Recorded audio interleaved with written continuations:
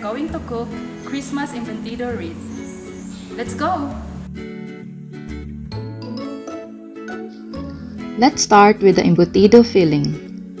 In a bowl, combine the meat and other ingredients and mix well.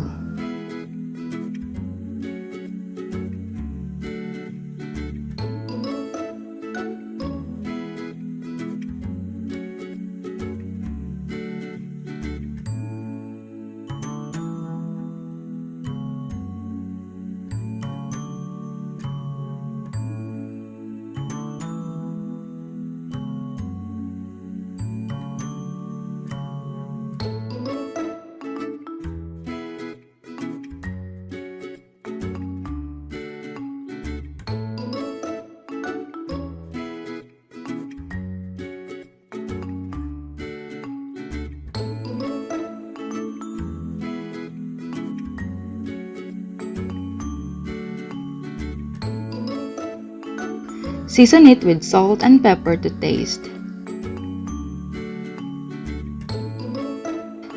Set aside. Wrap the chicken breast using plastic wrap and flatten it with a rolling pin. Season with salt and pepper, then set aside. Spread a little flour on the work surface and gently spread out the puff pastry with a rolling pin.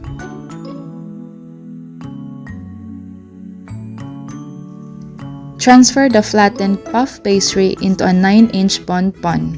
Cut a circle on the center and secure the pastry in place.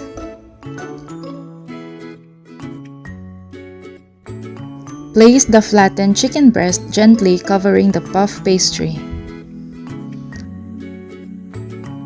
Add 5 slices of ham and a thin layer of the pork filling. Place 2 hard-boiled eggs, sausage, and cheese in the center. Add the remaining meat filling and seal with puff pastry.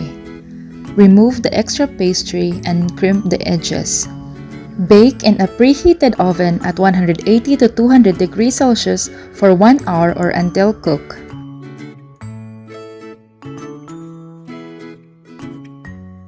Serve immediately.